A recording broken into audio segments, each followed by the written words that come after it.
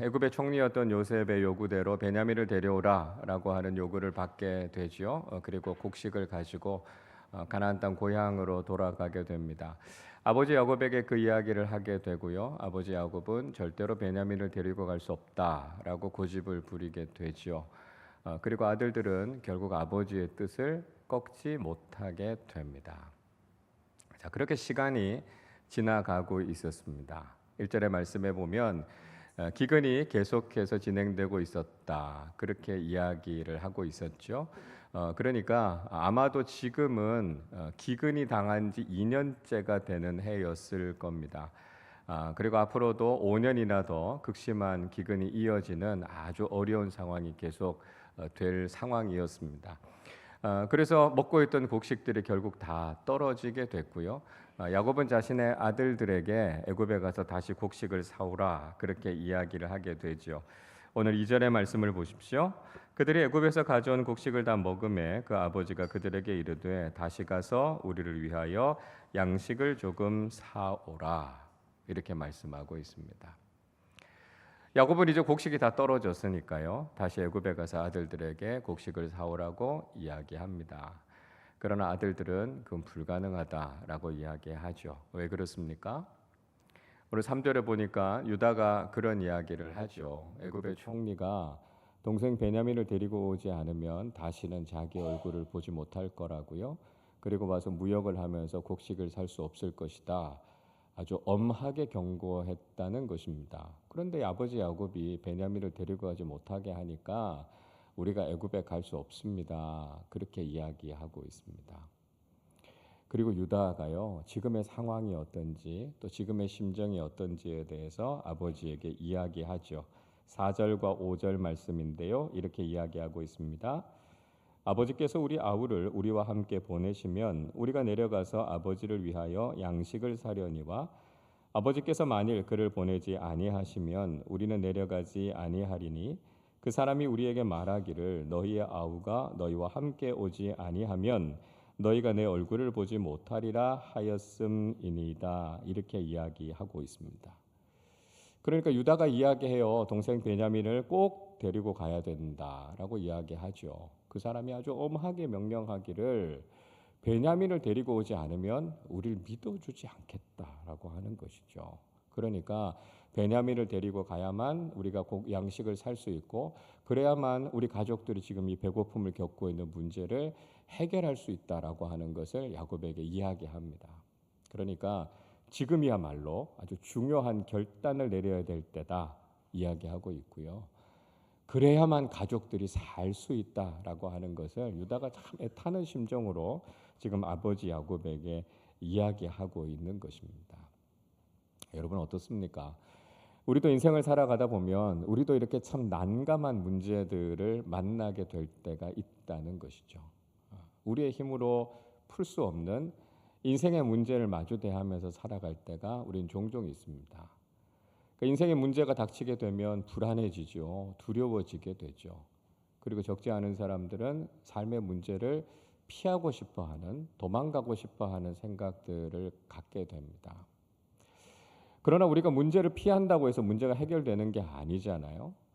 또 때로는 사람들이 임시 방편을 찾을 때가 있어요. 당장 이 상황을 어떻게 하면 좀 벗어날 수 있을까? 그래서 지금의 상황을 그저 좀 피할 수 있는 여러 가지 방법들을 생각합니다. 그리고 어떻게든지 지금 이 순간을 좀 버텨봐야 되겠다. 그런 생각들도 하게 되죠.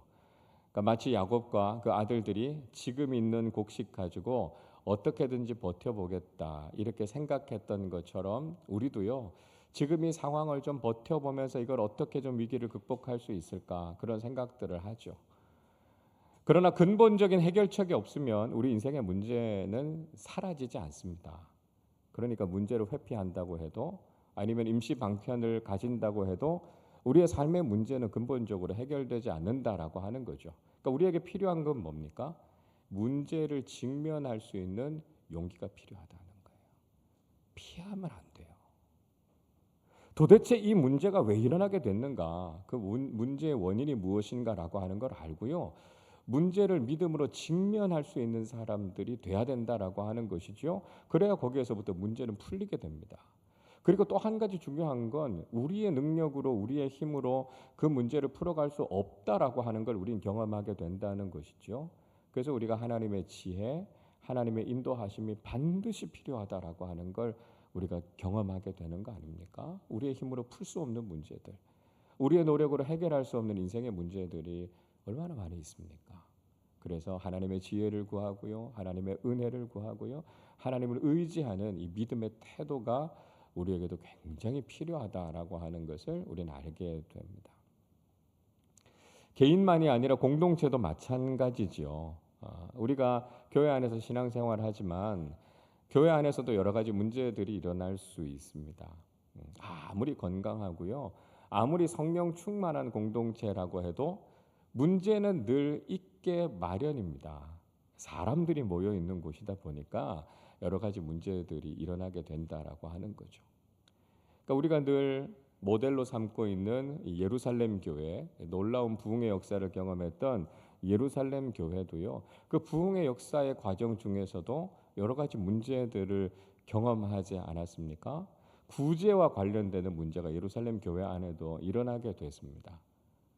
예루살렘 교회 안에 있는 히브리파 유대인 과부들에 비해서 헬라파 유대인 과부들에게 구제가 자꾸 제외가 되는 거예요. 그 대상에서 자꾸 빠지는 거예요. 그것 때문에 갈등이 일어났고 문제가 일어나게 됐습니다. 그 문제가 일어났을 때 예루살렘 교회의 사도들은 어떻게 했습니까? 그 내가 신경 쓸 문제가 아니라고요. 나는 말씀 읽고 기도하고 이 사명이니까 나는 그 문제 풀어나갈 여유가 없다. 그렇게 이야기하고 외면하지 않았다는 거예요. 사도들은요, 그 문제를 직면했습니다. 그래서 교회 지도자들을 다 불렀어요. 그래서 이 문제를 어떻게 풀어갈 것인가 의논하면서 그 일에 적임자들을 세우게 되죠. 그래서 그 사람들에게 그 일을 맡기고 어떻게 하면 이 문제를 잘 풀어갈 수 있을까? 그래서 결국은 그 문제를 해결해 냈습니다. 그리고 난 이후에 사도들은 자신들의 본연의 임무인 말씀과 기도사에게 전념하게 됐던 것을 볼 수 있습니다. 여러분, 공동체에 문제가 일어난다고 해서요, 그것 때문에 너무 낙심할 필요가 없다는 거예요. 교회에 문제가 있다고 해서 무슨 큰 일이 난 것처럼 호들갑 떨 필요가 없다는 거예요. 문제가 있으면 문제를 직면하고요, 문제를 풀면 되는 거예요. 그래서 문제를 우리가 회피하지 않고 이 문제를 어떻게 풀어가는 것이 좋을까? 무엇보다도 이것을 믿음의 방식으로 풀어가는 게 뭘까? 교회 지도자들을 중심으로 해서 온 교회가 마음을 모아서 그 문제를 잘 풀어가면 됩니다. 그래서 문제 앞에서 당황하지 않고요, 문제 때문에 낙심하지 않고 기도하면서 믿음의 방법으로 이 문제들을 잘 풀어나가면 우리 공동체도 건강한 공동체, 성숙한 공동체가 될 수 있다라고 하는 것을 우리는 꼭 기억해야 된다라고 하는 것이죠. 자, 야곱은요, 더 이상 이 문제를 회피할 수 없다라고 하는 걸 알게 됐어요. 그러나 야곱이 이 문제를 직면하는 방식은 올바른 태도가 아니었다라고 하는 걸 알 수 있습니다. 6절을 보십시오. 이스라엘이 이르되 너희가 어찌하여 너희에게 또 다른 아우가 있다고 그 사람에게 말하여 나를 괴롭게 하였느냐, 이렇게 이야기하고 있습니다. 야곱은요, 아들들에게 왜 애굽 총리에게 동생이 하나 더 있다라고 이야기했느냐라고 아들들을 향해서 원망하고 있습니다. 그러니까 괜한 이야기를 해가지고 왜 나의 마음을 이렇게 힘들게 괴롭게 하느냐, 이렇게 이야기하고 있습니다. 야곱은요, 지금 이런 상황 속에서 원망하고 있어요. 근데 여러분, 이런 상황 속에서 원망한다라고 하는 것은 문제를 해결하는 데 있어서 아무런 도움도 되지 않는다는 거예요. 우리는요, 과거에 일어난 일들에 대해서 원망조로 이야기하는 것 가지고는 문제를 해결할 수 없어요. 오히려 그런 태도를 가지면 어떻게 됩니까? 관계만 깨지는 거예요. 그러니까 우리는 다른 사람들을 향해서 또 과거에 일어났던 일들을 향해서 원망하는 것이 아니라 왜 그 일이 일어났을까라고 하는 원인을 찾고요, 미래지향적으로 그 문제를 풀어가야 된다라고 하는 것이죠. 자, 아버지 야곱이 아들들을 향해서 이렇게 원망하니까요, 아들들은 자신들의 입장에서 자기를 변호하기 시작합니다. 7절을 보세요. 그들이 이르되 그 사람이 우리와 우리의 친족에 대하여 자세히 질문하여 이르기를 너희 아버지가 아직 살아 계시느냐 너희에게 아우가 있느냐 하기로 그 묻는 말에 따라 그에게 대답한 것이니 그가 너희의 아우를 데리고 내려오라 할 줄을 우리가 어찌 알았으리까. 이렇게 대답하고 있습니다. 자, 그 아들들이 무슨 이야기하고 있습니까? 애굽의 총리가 물었다는 거예요. 자신들의 가정사에 대해서 질문한 것에 대해서 그들은 대답한 것밖에 없다는 거예요. 아버지가 살아계시냐? 이렇게 물었고요. 너희 동생이 있느냐? 동생이 잘 지내고 있느냐? 이렇게 질문했다는 거예요. 그 질문에 대해서 자신들은 그냥 대답했을 뿐이라는 거죠. 그런데 애굽의 총리가 자기 동생을 데리고 애굽으로 내려오라고 이야기할 줄 우린 뭐 어떻게 알았겠습니까? 이렇게 지금 이야기하고 있는 겁니다. 자, 요셉의 형들의 말은요, 이게 진짜 진실인가? 우리가 좀 확인해 볼 필요가 있습니다. 왜 그러냐 하면 우리가 앞에서부터 말씀을 쭉 살펴봤지만 요셉이 먼저 형들의 가정에 대해서 물었다라고 하는 이야기가 성경에는 기록되어져 있지 않습니다. 오히려 애굽의 총리인 요셉이 형들을 계속 정탐꾼으로 몰아가고 의심을 하니까요. 요셉의 형들이 자신이 믿을 만한 사람들이라고요. 자신들이 확실한 사람들이다라고 하는 걸 증명하기 위해서 자기들이 스스로 가정사에 대한 이야기를 다 이야기했던 것 아닙니까? 근데 지금 상황이 이렇게 되니까요. 아버지가 아들들에게 그런 책임을 추궁하니까요. 지금 아들들이 얘기를 좀 바꿔서 얘기를 하고 있습니다. 애굽의 총리가 자신들한테 먼저 물었다는 거예요. 그래서 질문한 것에 대해서 우리는 대답했을 뿐이다. 지금 이렇게 이야기하고 있습니다. 그러니까 지금 아버지가 이야기하고 있는 이 책임 추궁에 대해서 형들이 그 상황을 좀 면하기 위해서 지금 거짓말을 보태고 있는 게 아닌가 이렇게 보여지는 거죠. 가끔요 사람들이 자기 자신을 변호하기 위해서 없던 이야기를 만들기도 하잖아요. 때로는 상황을 왜곡하기도 하잖아요. 그래서 자기에게 쏟아지는 비난과 책임을 좀 피하려고 하는 그런 습성들이 사람에게 있습니다. 또 다른 가능성도 있을 수 있어요. 실제로 요셉이 먼저 형들에게 물었을 수도 있습니다. 그 내용이 성경에 지금 생략되어져 있을 수도 있어요. 자, 요셉은 사실 가정 상황에 대해서 누구보다 잘 아는 거 아닙니까? 근데 요셉이 궁금했겠죠. 아버지가 잘 살아 계시는지, 건강한지, 동생 베냐민이 잘 지내고 있는지 궁금했을 겁니다. 그래서 그냥 모르는 척하면서 알고 싶은 내용을 좀 적극적으로 물었을 수도 있을 거예요. 뭐 그런 가능성도 있습니다. 어느 것이 더 진실에 가깝든지 간에 중요한 것은 아버지와 아들들이 서로를 향해서 원망하면서 핑계를 대고 있는 모습, 이건 그렇게 보기 좋은 모습은 아니다라고 하는 것이죠. 자, 그런데 이런 상황 속에서 결정적으로 모든 것을 바꾸어 놓는 해결책이 등장하고 있습니다. 자, 오늘 본문 8절 말씀을 우리 같이 읽겠습니다. 유다가 그의 아버지 이스라엘에게 이르되 저 아이를 나와 함께 보내시면 우리가 곧 가리니 그러면 우리와 아버지와 우리 어린 아이들이 다 살고 죽지 아니하리이다. 유다가 나서서 아버지 야곱에게 이야기합니다. 아버지, 이제 고집 부리지 마시고 제발 베냐민을 좀 보내주세요. 이렇게 이야기합니다. 베냐민을 데리고 가야 애굽에 가서 양식을 살 거 아닙니까? 지금 우리 집을 좀 보세요. 아버지도 우리 모두도 특별히 우리 어린 자식들이 지금 이렇게 굶고 있습니다. 그러니까 지금 가서 양식을 사가지고 와서 먹여야 우리 가족들이 지금 살 수 있습니다. 이런 이야기를 하는 거예요. 그러니까 지금 가족들이 처해 있는 현실이 얼마나 큰 위기의 상황인지 이거 좀 제대로 봐야 된다라고 하는 거예요. 그리고 적어도 야곱도 또 야곱의 아들들도 그 가정에서 책임 있는 어른의 위치에 있는 사람들 아닙니까? 그러니까 서로를 향해 지금 원망하고 핑계를 대고 있을 게 아니라 어떻게든지 책임 있게 지금 우리 가정의 문제를 풀어야 될 거 아닙니까? 지금 유다가 이렇게 이야기하고 있습니다. 그리고 유다는요 아주 결정적으로 야곱의 마음을 바꿀 수 있는 제안을 했습니다. 9절 말씀도 같이 읽겠습니다. 내가 그를 위하여 담보가 되오리니 아버지께서 내 손에서 그를 찾으소서. 내가 만일 그를 아버지께 데려다가 아버지 앞에 두지 아니하면 내가 영원히 죄를 지리이다. 유다가 무슨 이야기 합니까? 아버지, 제가 담보가 되겠습니다. 만약에 베냐민을 데리고 오지 못하면 제가 담보가 돼서 거기 잡혀 있겠습니다. 유다가 베냐민의 그 안전을 책임지겠다라고 하는 것이죠. 만약에 베냐민이 죽게 될 위기의 상황에 처한다면 제가 대신 죽겠습니다. 이렇게 이야기하고 있습니다.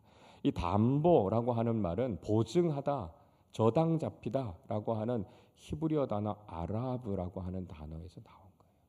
그 내가 대신하겠다라고 하는 거죠. 모든 걸 내가 책임질 테니까 저를 믿고 베냐민을 보내주십시오.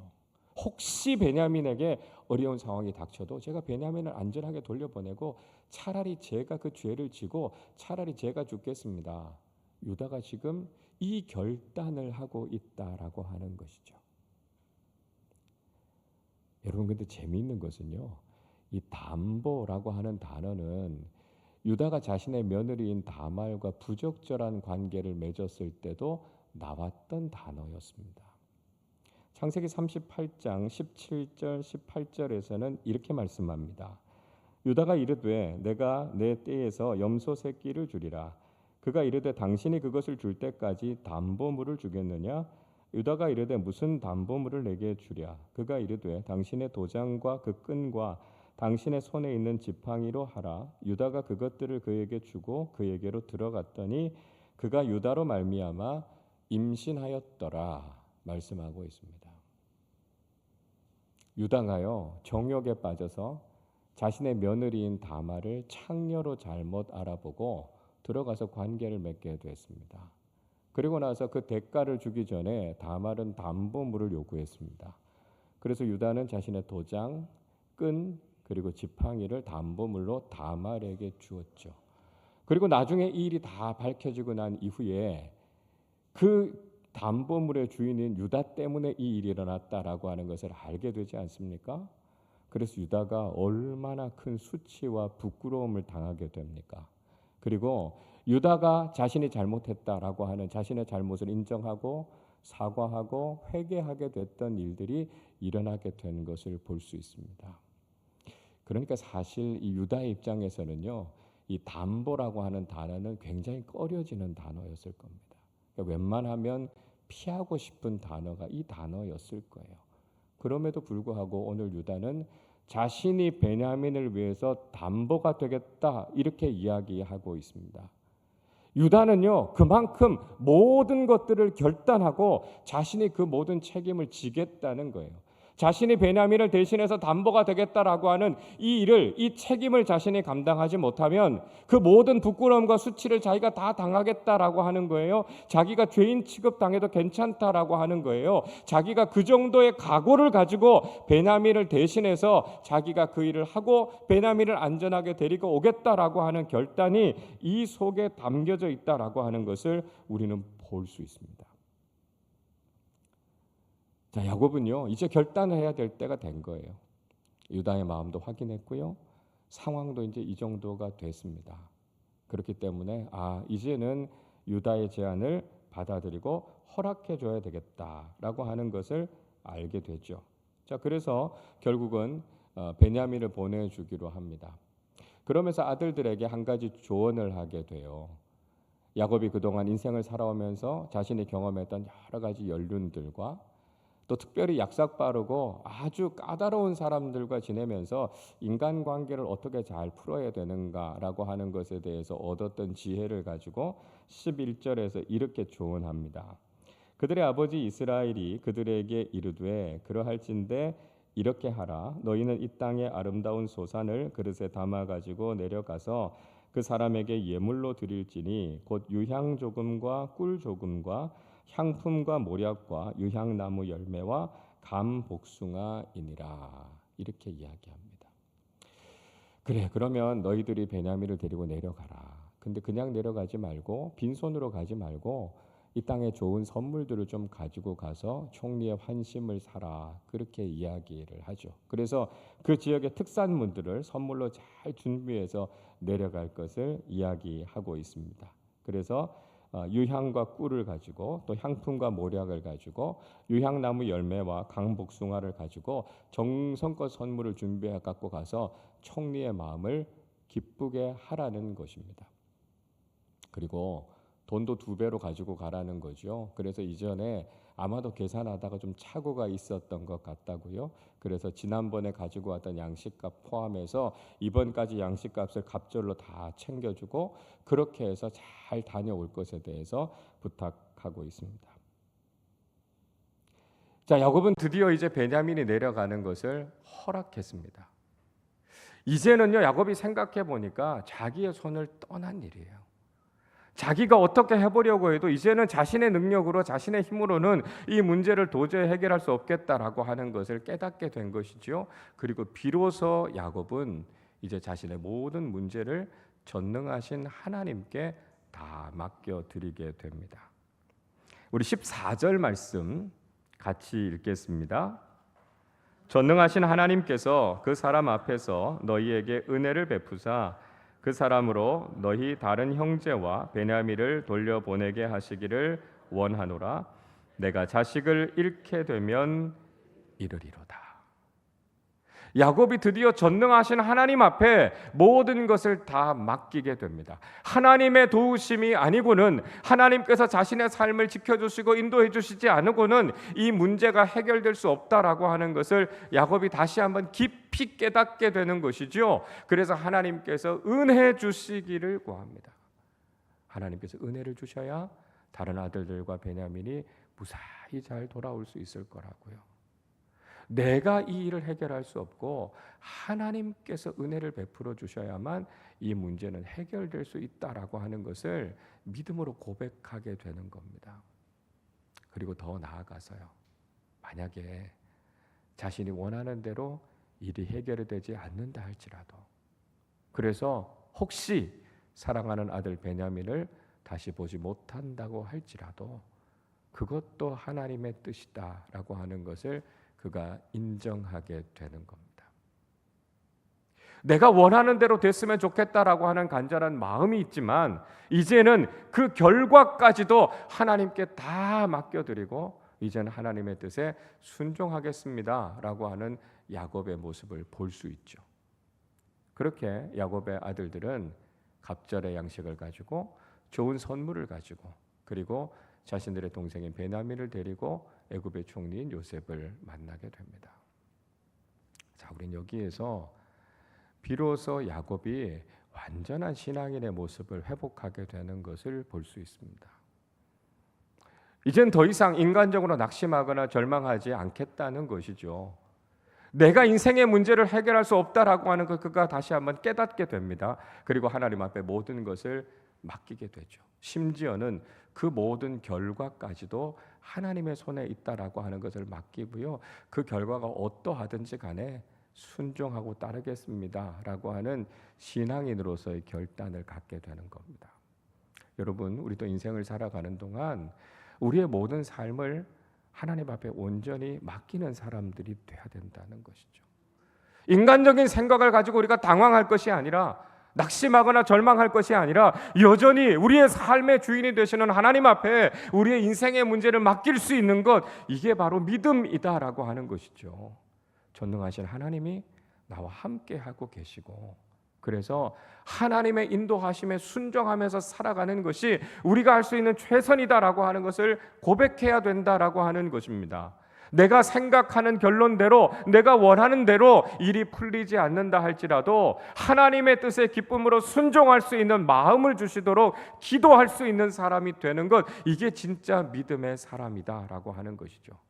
여러분, 우리가 진짜 기도한다라고 하는 것은요, 모든 결과까지도 선하신 하나님 앞에 다 맡긴다는 것을 의미하는 것입니다. 우리가 기도하면서 기대하는 것이 있죠. 바라는 것이 있습니다. 때로는 우리가 기도하면서도 불안해하기도 하고 우리의 마음이 흔들리기도 하는 것은 우리가 원하는 대로 되지 않으면 어떡하지? 그런 마음이 있기 때문입니다. 우리가 원하는 대로 되지 않아서 우리의 삶이 어려워질 것을 상상하기 때문에요. 우리가 기도하면서도 때로는 흔들리고 불안해하는 마음들이 우리에게 있는 거예요. 그런데 우리가 기도하면서 그 결과까지도 하나님 앞에 다 맡기고 나면 하나님께서 우리에게 주시는 기쁨과 평안이 비로소 찾아오게 된다는 거예요. 여러분, 하나님의 응답은 그렇게 오는 겁니다. 하나님은요, 우리의 문제를 먼저 해결하시기보다는 우리의 마음에 평안을 먼저 주세요. 그리고 나서 평안함 가운데 나아가면 하나님께서 가장 좋은 길로 우리의 삶의 문제를 해결해 주시는 것들을 경험하게 된다는 것이죠. 그러니까요, 우리가 기도하면서 평안을 경험했다라고 하는 것은 이미 기도의 응답을 받았다는 겁니다. 그 결과가 어떻든지 간에요. 내가 하나님께서 하시는 일이 가장 선하다는 것을 믿고 기도했다면 하나님 앞에 맡길 수 있고, 그리고 그 기도의 제목에 대해서 평안함을 누릴 수 있다라고 하는 것은 비로소 기도 응답의 역사를 경험했다라고 하는 것을 의미한다는 거예요. 내가 원하는 대로 해결되지 않아도 하나님께서 그 문제에 대해서 내 마음에 평안을 주셨다면 이미 우리의 기도는 응답되었다라고 하는 것을 우린 깨달아야 된다는 것이죠. 그리고 그 문제를 통해서 하나님께서 우리의 믿음을 다시 한번 달아보십니다. 우리가 그 문제를 하나님 앞에 완전히 맡길 수 있는지를 보시는 거죠. 그 결과가 내 뜻대로 되지 않아도 하나님께서는 지금도 가장 선한 일을 이루어가고 계시는 하나님이시다라고 하는 것을 신뢰할 수 있는가? 하나님은 우리에게 그걸 물어보시는 거예요. 우리 인생의 문제를 가지고 하나님 앞에 믿음으로 맡겨드릴 수 있을 때, 그리고 그 모든 결과까지도 하나님의 선하신 뜻에 의지할 수 있을 때 비로소 우리는 성숙한 믿음을 가지고 살아가는 참된 신앙인이라고 말할 수 있다는 것이죠. 자, 우리 오늘 본문 속에서 한 가지만 더 살펴보고 말씀을 마치려고 합니다. 그것은 오늘의 이 상황을 극적으로 반전시키는 계기가 됐던 유다의 모습이었습니다. 유다가 베냐민을 대신해서 자신이 담보가 되겠다, 그렇게 결단을 한 것이죠. 그래서 비로소 야곱의 마음이 움직이게 됐고요. 베냐민을 데리고 애굽으로 내려갈 수 있었습니다. 그러니까 지금 유다의 이 결단이 있었기 때문에 이 가정의 이 어렵고도 곤란한 상황이 해결될 수 있는 계기가 됐다라고 하는 것을 우리는 볼 수 있는 것이죠. 베냐민을 위해서 기꺼이 담보가 되기로 결단했던 유다의 모습이 바로 우리 주님 예수님의 모습과 같다는 것이죠. 베냐민을 살리기 위해서 기꺼이 자기 자신을 내어놓는 희생적인 결단을 했던 유다처럼 죄와 저주의 노예가 됐던 우리를 구원하시기 위해서 예수님께서 기꺼이 담보가 되시고 우리를 대신해서 십자가의 죽으심을 통해서 우리는 영원한 생명을 얻게 된 것 아닙니까? 하나님의 형상으로 아름답게 창조되었던 우리가 사탄의 유혹에 빠져서 우리는 영원한 죽음에 빠진 운명에 처하게 됐습니다. 우리가 아무리 노력해도요, 우리가 아무리 의롭게 살아도요, 우리의 영원한 운명은 바뀔 기미가 없었어요.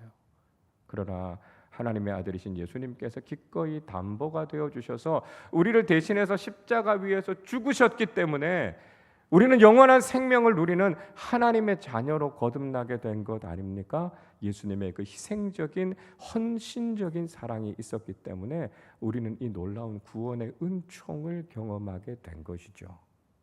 그것이 바로 예수님께서 유다의 자손으로 이 땅에 오신 이유라는 것입니다. 요한계시록의 말씀을 읽어보면 사도 요한이 반모섬에 유배를 가게 돼서 하나님 나라의 환상을 보게 되지 않습니까? 하나님께서 보좌에 앉아 계시고 하나님의 오른손에 두루마리가 들려져 있고요. 이 두루마리에 7인으로 봉해져 있었습니다. 근데 사도 요한이 아무리 하늘 위를 보고 땅의 위아래를 봐도 이 두루마리에 있는 인을 떼고 두루마리를 펼쳐서 읽을 수 있는 사람이 없는 거예요. 그래서 그것 때문에 사도 요한이 슬퍼합니다. 그때 장로 중에 한 사람이 요한계시록 5장 5절에서 이렇게 이야기합니다. 장로 중에 한 사람이 내게 말하되 울지 말라. 유대 지파의 사자 다윗의 뿌리가 이겼으니 그 두루마리와 그 7인을 떼시리라 하더라. 장로가 뭐라고 이야기하냐면요, 유다 지파의 사자 다윗의 자손이 죄와 사망의 권세와 맞서 싸워서 이겼다고요.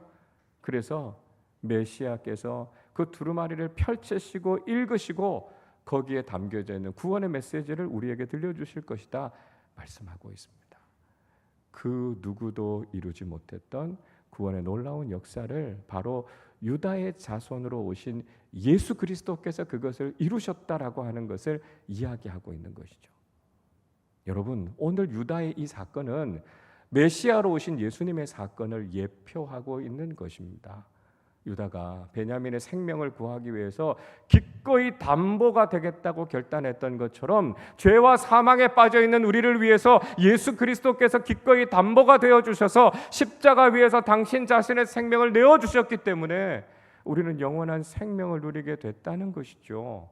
예수님의 이 희생적이고 헌신적인 사랑이 있었기 때문에 우리는 영원한 하나님 나라의 생명을 누리는 놀라운 축복을 경험하게 됐다는 거예요.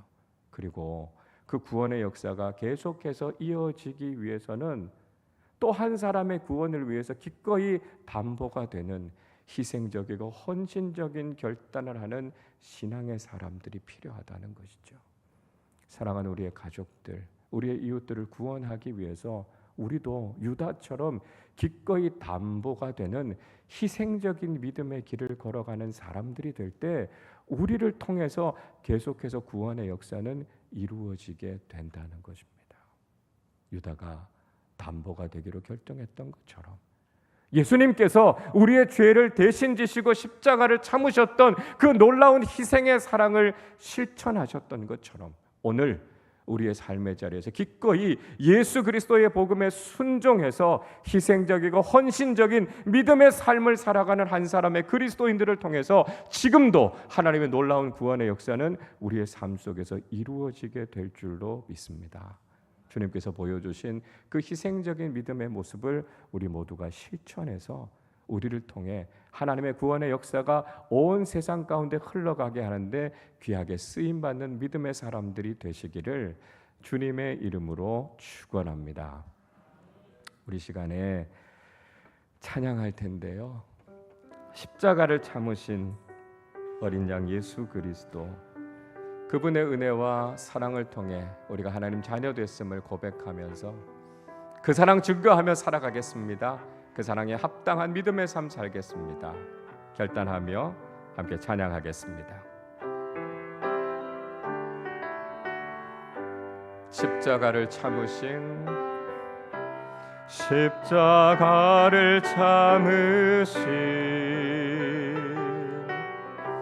어린 양 예수,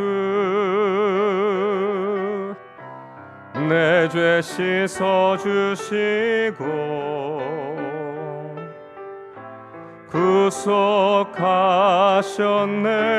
구속하셨네. 어둠을 물리치신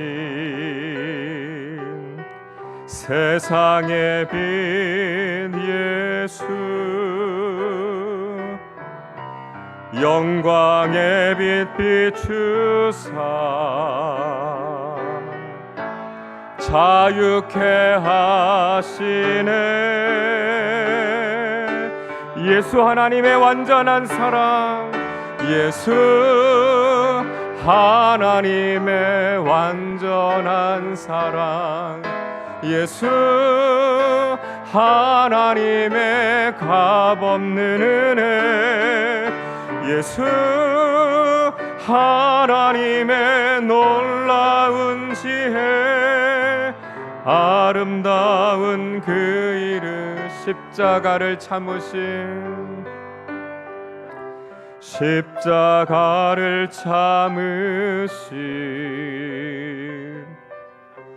어린 양 예수, 내 죄 씻어주시고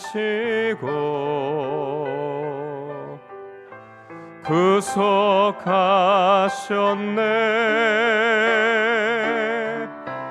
어둠을 물리치신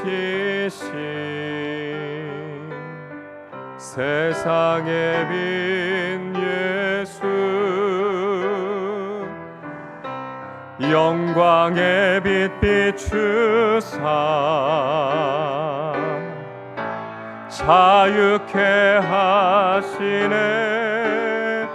예수 하나님의 완전한 사랑, 예수 하나님의 완전한 사랑, 예수 하나님의 값없는 은혜, 예수 하나님의 놀라운 지혜, 아름다운 그 예수 하나님의 완전한 사랑, 예수 하나님의 완전한 사랑, 예수 하나님의 값없는 은혜, 예수 하나님의 놀라운 지혜, 아름다운, 우리 다시 한번 고백합니다. 예수 하나님의 완전한 사랑,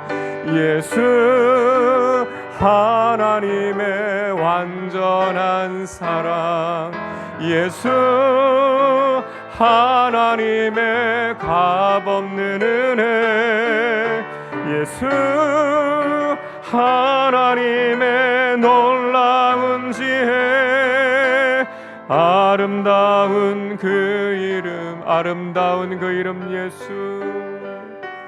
아름다운 그 이름 예수. 우리 말씀 생각하면서 함께 기도하겠습니다. 여러분, 우리 앞에 놓여있는 인생의 문제는 피한다고 해결되는 게 아닙니다. 직면해야 돼요. 우리가 그 문제에 진짜 근본적인 문제가 무엇인가를 해결해야 합니다. 여러분, 우리의 영원한 운명과 관련되는 문제는 죄의 문제예요. 우리가 이 죄의 문제를 해결하지 않고서는 우리 인생에 참된 기쁨도 행복도 없습니다. 우리 스스로 이 죄의 문제를 해결할 수 없어서 기꺼이 우리의 담보가 되어주신 예수 그리스도의 값없는 은혜가 있었기에 우리가 하나님의 자녀가 됐습니다. 이 희생적인 사랑, 이 놀라운 은혜를 경험하고 하나님의 자녀가 된 우리가 어떻게 주님의 이름을 찬양하지 않을 수 있습니까? 영원하신 하나님의 사랑, 그 놀라운 하나님의 지혜, 우리에게 베풀어 주신 하나님의 값없는 은혜에 날마다 감사하면서 구원의 감격에 젖어 살아가는 그리스도인들이 되시기를 바랍니다. 그리고 유다처럼, 예수님처럼 기꺼이 우리가 담보가 되는 삶, 십자가를 참으신 예수님처럼 우리가 복음을 위해 희생적인 믿음의 삶을 살아서 하나님, 우리를 통해 하나님의 구원의 역사가, 예수 그리스도의 복음의 은혜가 많은 사람들에게로 흘러가게 하여 주셔서 사랑하는 가족들과 우리의 이웃들에게 예수 그리스도의 구원의 은총을 전하고 나누는 믿음의 사람들로 살게 하여 주시옵소서. 우리 시간에 함께 합심으로 간절하게 기도하도록 하겠습니다. 하나님 아버지, 감사합니다. 우리에게 이 귀하고 놀라우신 은혜를 베풀어 주셔서 하나님 아버지, 우리가 하나님의 자녀가 되었습니다. 하나님 아버지, 우리 인생의 가장 중요한 문제, 가장 근본적인 문제인 이 죄의 문제를 회피하지 않게 하여 주시고 믿음으로 직면하게 하여 주시옵소서. 하나님 아버지, 이 근본적인 문제를 해결하고 주님 앞에 기도하며 하나님 아버지, 우리 인생의 아버지 하나님, 우리의 영원한 운명이 바뀌어진 이 놀라운 사건을 다시 한번 우리의 마음에 깊이 새기게 하여 주옵소서. 우리의 노력으로, 우리의 의로 이 죄의 문제를 해결할 수 없어서 우리의 담보가 되신 예수 그리스도를 통해서 우리는 구원을 얻었고 우리는 하나님의 자녀가 되었습니다. 나를 대신하여 죽어주신, 기꺼이 십자가를 참으신 예수 그리스도의 그 은혜가 있었기 때문에 우리가 하나님의 자녀가 됐습니다. 하나님 아버지, 그 놀라우신 하나님의 사랑, 값없이 우리에게 주어주신 그 구원의 은혜, 하나님의 그 놀라운 지혜를 경험한 우리가 어떻게 예수 그리스도의 그 이름을 자랑하지 않을 수 있습니까? 그 이름을 전하지 않을 수 있습니까? 하나님 아버지, 우리가 날마다 그 구원의 은혜에 감격하는 삶을 살게 하여 주시고 나의 자랑은 오직 예수 그리스도요 그분의 복음임을 선포하며 살아가게 하여 주시옵소서. 이제는 사랑하는 우리의 가족들과 이웃들을 구원하기 위해서 기꺼이 담보가 되었던 유다처럼 십자가를 참으셨던 예수님 하나님처럼 희생적이고 헌신적인 그리스도의 사랑을 실천하는 우리의 삶을 통해 오늘도 우리의 삶의 자리에서 놀라운 구원의 은총이 이어져 가게 하여 주시고, 우리를 그렇게 믿음의 일꾼들로 사용하여 주셔서 하나님 우리를 통해 구원의 복음, 생명의 복음이 많은 사람들에게 널리 전해지게 하여 주셔서, 하나님 나를 구원하신 주님의 은혜와 사랑이 이 세상 속으로, 우리의 삶의 자리 속으로 많은 사람들에게로 흘러가게 하여 주셔서 구원의 통로로, 일꾼으로 쓰임받게 하여 주시옵소서. 하나님 아버지 감사합니다. 영원한 죄와 죽음에 빠져있던 우리를 구원하시기 위해 기꺼이 십자가를 참으신 예수 그리스도의 구속의 은혜를 통해 하나님의 자녀 되게 하심을 감사합니다. 하나님, 우리가 직면하고 있는 이 영적인 문제, 이 죄의 문제를 회피하지 않게 하여 주시고, 담대하게 믿음으로 이 문제 앞에 나아가서 오직 예수 그리스도의 은혜로 우리의 모든 문제가 해결되었음을 선포하는 사람들 되게 하여 주시옵소서. 나의 노력이나 나의 의가 아니라 기꺼이 우리를 위해 담보가 되시고 십자가의 그 모든 고통을 참아내신 예수 그리스도의 희생적인 사랑을 통해 우리가 놀라운 구원의 은혜를 경험했음을 감사하며 감격하는 사람들이 되게 하여 주옵소서. 일생을 살아가는 동안 값없이 내게 주신 예수 그리스도의 복음의 은혜만을 자랑하며 살아가는 사람들 되게 하여 주옵소서. 하나님, 그러나 여전히 우리 주변에 아직도 구원받지 못한 많은 사람들이 있습니다.